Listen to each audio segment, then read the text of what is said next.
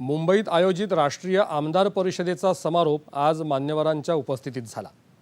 या परिषदेच्या निमित्तानं देशात पहिल्यांदाच सर्व आमदार एकाच ठिकाणी एकत्र आले। अशा परिषदांमुळे देशात लोकशाही समृद्ध आणि सक्षम होईल। त्यामुळे ही परिषद निश्चितच लोकशाहीला समृद्ध करणारी ठरली आहे, असं प्रतिपादन राज्यपाल रमेश बैस यांनी केलं आहे। कायदे मंडळाच्या कार्यवाहीत डिजिटल तंत्रज्ञानाचा उपयोग करण्याची आवश्यकता असल्याचे सांगत कायदे मंडळाचं कामकाज कागद विरहित झालं पाहिजे, असं राज्यपाल यावेळी म्हणाले।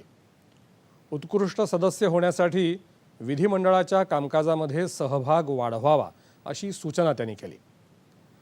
राजकारणात पक्ष आणि विचारसरणी वेगवेगळी असली तरी जनता आणि देशहिताचं ध्येय अंतिम आहे। तसंच लोकशाहीची ज्योत आपल्याला तेवत ठेवायची आहे, असं प्रतिपादन मुख्यमंत्री एकनाथ शिंदे यांनी केलं। मुंबईत आयोजित राष्ट्रीय आमदार परिषदेत ते आज बोलत होते।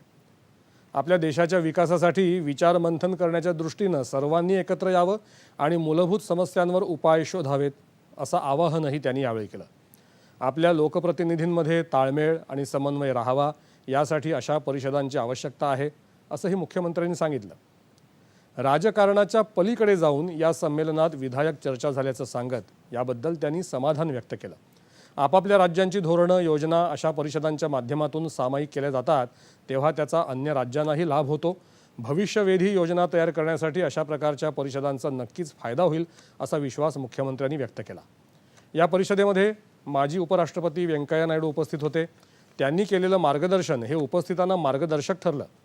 आपण प्रतिस्पर्धी आहोत पण शत्रू नव्हे, असं सांगत नायडू यांनी आमदारांना राजकीय सामंजस्य राखण्याचं आवाहन केलं।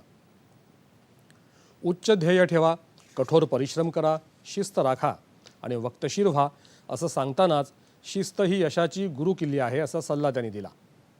या परिषदेला राज्यसभेचे उपसभापती हरिवंश सिंह, लोकसभेच्या माजी अध्यक्ष मीरा कुमार, राज्यपाल रमेश बैस, राज्य विधानसभेचे अध्यक्ष राहुल नार्वेकर, विधान परिषदेच्या उपसभापती डॉक्टर नीलम गोऱ्हे, गोव्याचे मुख्यमंत्री डॉक्टर प्रमोद सावंत आज उपस्थित होते।